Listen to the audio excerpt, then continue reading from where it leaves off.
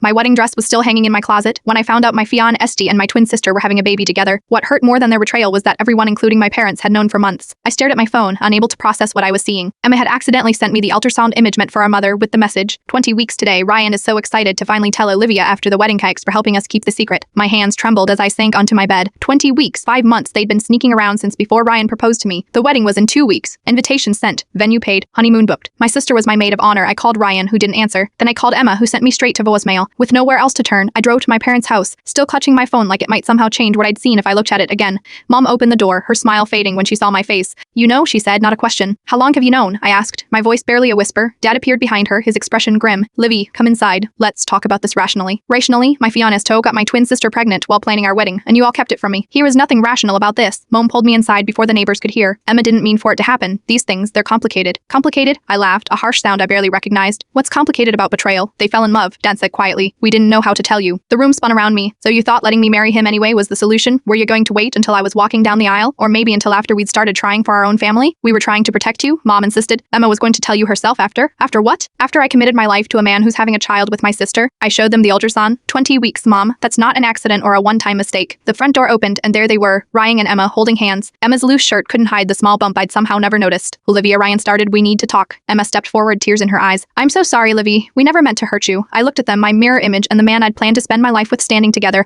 like they belonged that way. Then I looked at my parents, who'd chosen to protect their deception rather than my heart. "I don't want explanations," I said, surprising myself with how calm I sounded. "I want you all to understand exactly what you've done. You haven't just ruined my wedding. You've shown me that the 4 people I trusted most in the world think I deserve less than the truth." I walked to the door, pausing beside Emma. "The dress is yours if you want it. God knows you've taken everything else." As I drove away, my phone lit up with calls and messages, but I ignored them all. My life as I knew it was over, but oddly, beneath the pain and betrayal, I felt something unexpected, like I'd narrowly escaped a life built on lies. 6 months after canceling what was supposed to be the happiest day of my life, I was still finding wedding RSVPs tucked into books and drawers, each one a tiny reminder of the future I'd lost. My new apartment in Chicago was nothing like the suburban house Ryan and I had picked out. It was small downtown and mine alone. I'd applied for a job transfer the week after discovering the affair, and my company had been surprisingly accommodating.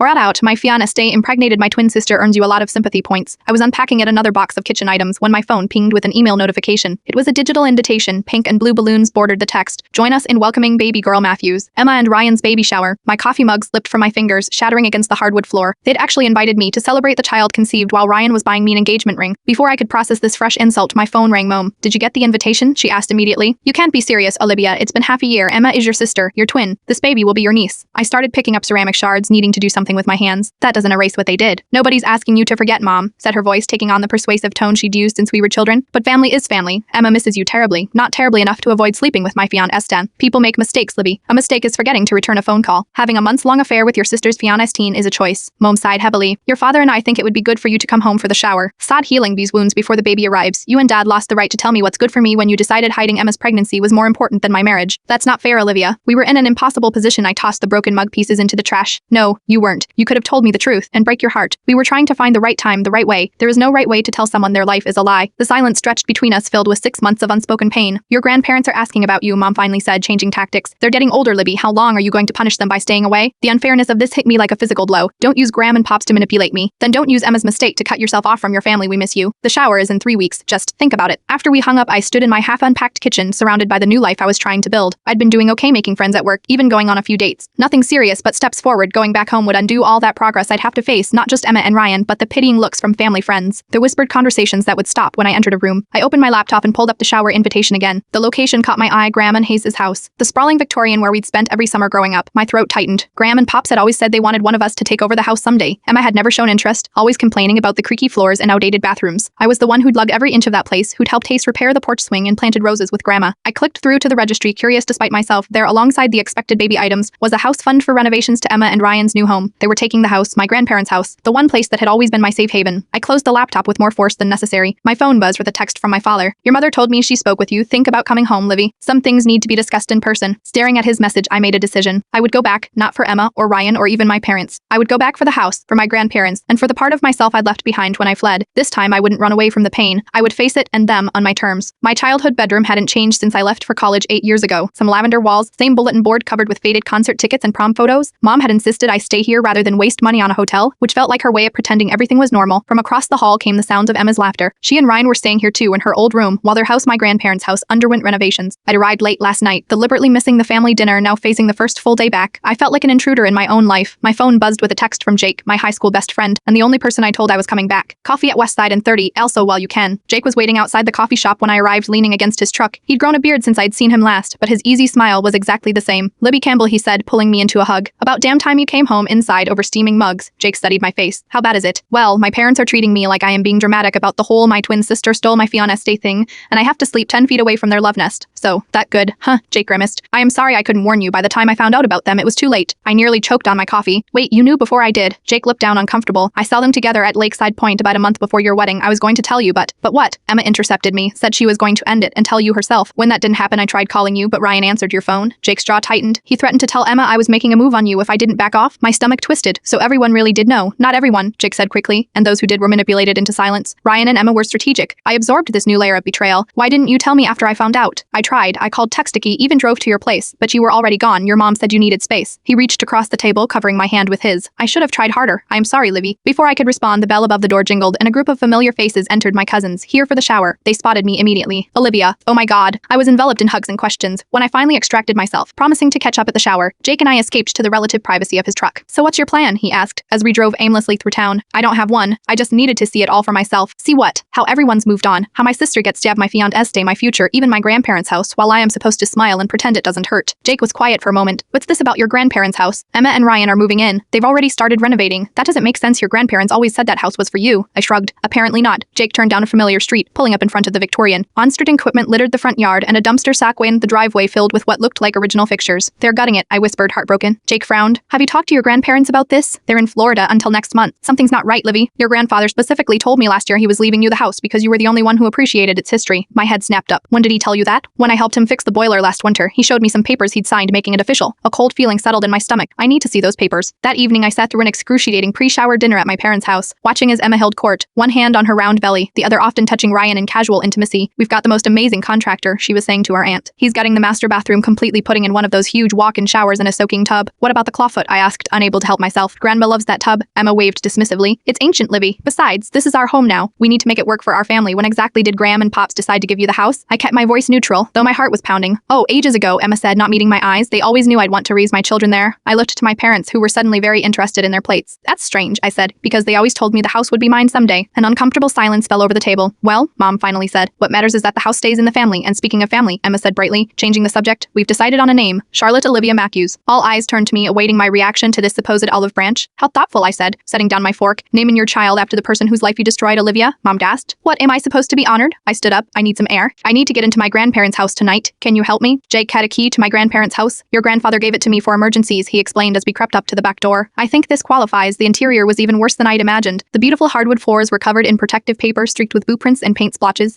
The original crown molding had been torn down in several rooms. They're destroying it, I said, running my hand along the banister, one of the few untouched features. Jake nodded grimly. We headed to my grandfather's study, the one room still relatively untouched by renovation. The antique roll-top desk stood against the wall, its cubbies filled with decades of documents. Start with the safe, Jake suggested, pointing to the small floor safe partially hidden by an oriental rug. I don't know the combination. Try your birthday. Your grandfather used it for everything. Sure enough, the safe clicked open when I entered. 0503 inside were insurance policies, birth certificates, and a thick manila envelope labeled House Trust, Olivia. My hands shook as I pulled out the documents. The trust was dated 3 years ago with amendments as recent as 6 months before. It explicitly stated that the Victorian and its property were to be held in trust for me upon my grandparents' passing, with provisions for me to purchase it from them earlier if I wished. There was also a letter. Dear Livy, it began in my grandmother's handwriting. If you are reading this, we've either passed on or you are finally ready to claim your inheritance. This house has been in my family for 4 generations, and you are the only one who loves it the way we do. Emma has never shown interest in preservation, always wanted something newer, shinier. But you see the beauty in these old walls. The house is yours whenever you are ready. I sank into my grandfather's chair, stunned. They lied. They all lied. Jake was examining another document from the envelope.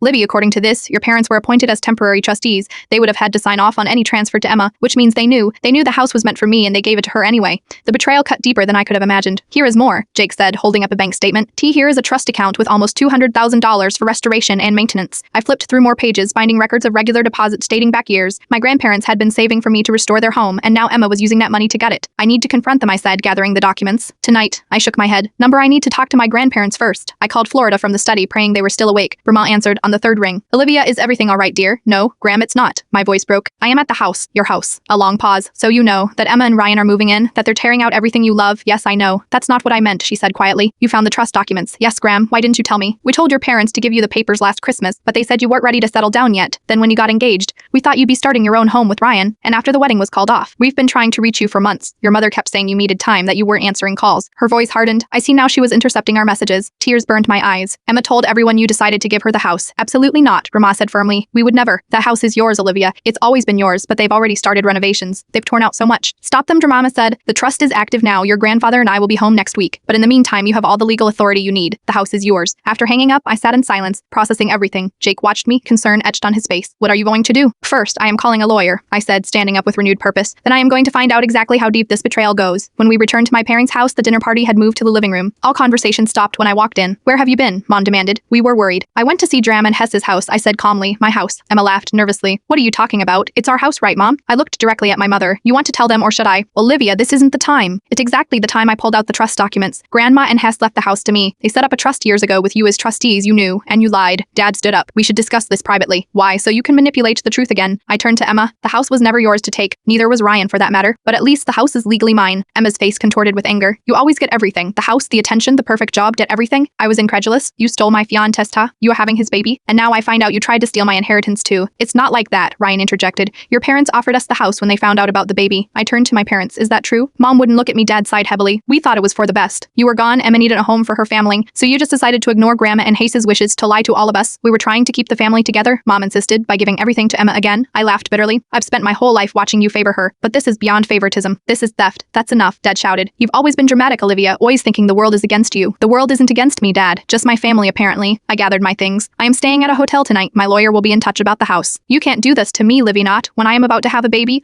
I looked at my twin, my mirror image, who had become a stranger. You did this to yourself. All of you did. The law office was sleek and modern. Nothing like the Victorian I was fighting for. My attorney, Miss Perkins, reviewed the trust documents with clinical precision. This is straightforward, she said. The house is yours. Your parents breached their fiduciary duty as trustees. We can file for an immediate injunction to stop the renovations and have your sister and Mr. Matthews removed from the property. And the trust money they've already spent, recoverable with interest. She peered at me over her glasses. T, here's something else you should know. During my preliminary research, I found some irregularities in your financial records. My stomach dropped. What kind of irregularities? Someone has been accessing accounts in your name that you may not be aware of. I took the liberty of requesting some additional documents. She slid a folder across the desk. You might want to look at these privately. Back in my hotel room, I opened the folder with trembling hands. Inside were bank statements, legal documents, and a birth certificate. My birth certificate, except it wasn't the one I'd seen before. This one listed different parents, not the Campbell family I'd grown up with. My biological mother's name was Catherine Bishop. Father unknown. Attached was a letter from a law firm dated 25 years ago when I was 5. As per the adoption agreement, enclosed, please find the annual report on Catherine Bishop's estate. Her expressed wish was for Olivia to receive this information upon her 25th birthday or in the event of your family's decision to disclose her adoption earlier. I sat frozen pieces clicking into horrible place. I wasn't a Campbell by blood. I wasn't Emma's biological twin. The bank statement showed a substantial trust established by Catherine Bishop before her death, which I should have learned about 3 years ago when I turned 25. Instead, someone had been siphoning funds from it regularly, using documentation with my forged signature. A knock at my door startled me from my shock. Through the peephole, I saw Ryan. What do you want? I asked through the door. 5 minutes, Olivia, please. Against my better judgment, I let him in. Ryan looked terrible, unshaven, with dark circle under his eyes. I didn't know about the house, he started. Or any of it, really. Emma told me her grandparents were giving it to you both. Why are you here, Ryan? He ran a hand through his hair. Because I'm tired of the lies, all of them? You deserve the truth, which is, Emma and I were together before you and I ever met. He couldn't meet my eyes. She orchestrated our meeting, said it would be easier for us to be together if you were distracted. The room seemed to tilt. What are you saying? I never meant to fall for you, Olivia. It was supposed to be a brief thing, something to keep you busy while Emma and I, he trailed off. While you what? While she accessed your inheritance? I felt like I was going to be sick. My inheritance from Catherine Bishop, my biological mother? Ryan's head snapped up. You know, I just found out. So you knew I was adopted this whole time. Not at first, Emma told me after we got engaged. She'd found out years ago, overheard your parents talking, that's when she started taking the money, and you helped her. He looked down. I was going to call it off, he said quickly. But then I started having real feelings for you. Emma got jealous. She stopped, seeming to realize how pathetic his explanation sounded. She got pregnant to trap you, I finished for him. How convenient. It wasn't like that. Then what was it like, Ryan? Railed to me how you and my sister, who isn't even my biological sister, conspired to steal my identity, take my inheritance, and now my grandparents' house. Your grandparents knew you were adopted. They're not even your real grandparents. They're more real than anyone else in my life has been. I shot back. At least they wanted what was best for me. Ryan stood.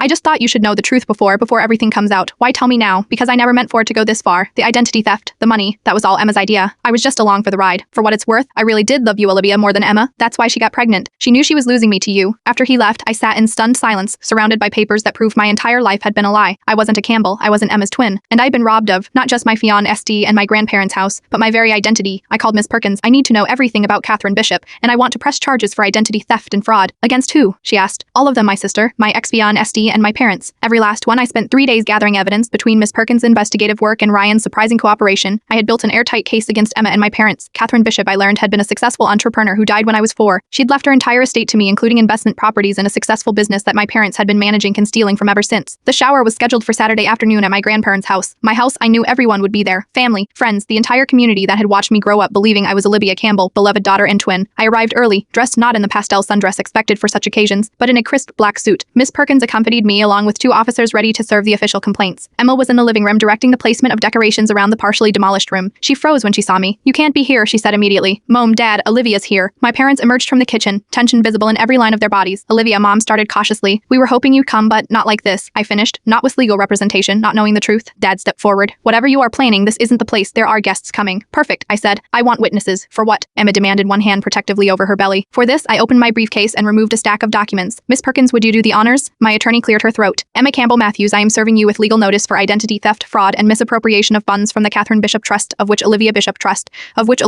not Campbell, is the sole beneficiary." Emma's face drained of color. "You wouldn't." "I also have here," Miss Perkins continued, "an emergency injunction stopping all renovations on this property, which belongs solely to Olivia, according to the Campbell Family Trust." "You are making a scene," Mom hissed as family members began arriving, lingering awkwardly in the doorway. "This is your sister's baby shower." "She is not my sister," I said clearly. "As you have always known, I've seen my real birth certificate. I know about Catherine Bishop. I know everything." The room fell silent. Aunts, uncles, cousins, all watched in shock. "Olivia was adopted," I announced to the room. "The Campbells have been lying to all of you and to me my entire life. Meanwhile, they've been stealing my inheritance, forging my signature and attempting to steal my grandparents' house." "That's not true," Emma shouted. "Tell them, Mom. Tell them she's lying." But Mom couldn't speak, her face ashen. Dad put a protective arm around her. "You always were dramatic," he said, but the anger in his voice was undercut by fear. "Is it dramatic to want what's rightfully mine? Is it dramatic to expect my family not to steal from me, lie to me, betray me at every turn?" My voice broke, but I forced myself to continue. "You let me believe I was your daughter. You let me believe Emma was my twin. Was any of it real? Did you ever love me at all?" "Of course we loved you," Mom whispered. "We chose you. You chose my inheritance," I corrected. "Catherine Bishop's money, her properties, her business. You never told me about any of it, even when I turned 25 and should have taken control of the trust." The officers stepped forward. "Mr. and Mrs. Campbell, we have warrants for financial records related to the Bishop Trust." My father's shoulders sagged in defeat. "We were going to pay it all back when? After you gave Emma my grandparents' house too? After you'd taken everything?" Emma was crying now, Maria streaming down her face. "You are ruining everything. My baby shower, my new home. But baby shower, my new home. It was never your home to begin with." I cut her off. "Just like Ryan was never my fiancé, was he? You two were together all along." Gasps rippled through the crowd. Ryan, who had been standing silently in the corner, stepped forward. "It's true," he admitted. "Emma and I were together before I met Olivia. She orchestrated the whole thing so she could access my money," I finished for him, while keeping me distracted and in the dark. "Is that true, Emma?" asked our aunt her aunt. I corrected myself mentally. Emma's face crumpled. "You don't understand. She always had everything. The good grades, the perfect job, our grandparents' love. And then there was this trust worth millions that she didn't even know about. It wasn't fair. You stole my fiancé to know my inheritance, tried to steal my house. What do you want from us?" Dad asked, finally defeated. I looked around the room, at the family I thought was mine, at the house that actually was, at the wreckage of the life I'd been living. "I want everything that's mine," I said simply. "And I want you to face consequences for what you've done." My mother began to sob. "We're your parents, Olivia. Despite everything, we raised you. You used me," I corrected. "And now you'll have to answer for it." As the officers began the process of formally documenting the financial records,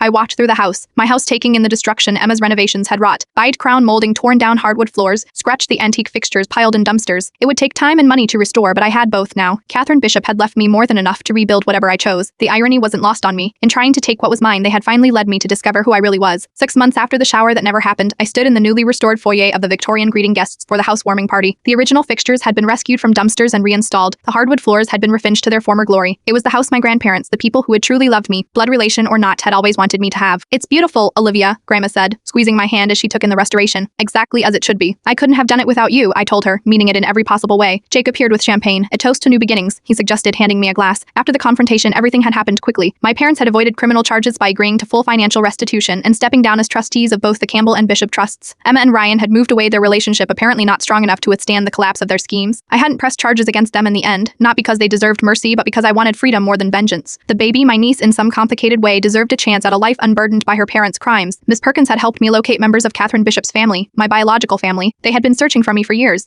Having lost track after my adoption, my biological mother's sister, Diana, was here tonight, along with cousins I was just beginning to know. "To finding where you belong," Diana said, raising her glass to join our toast. She had Catheri.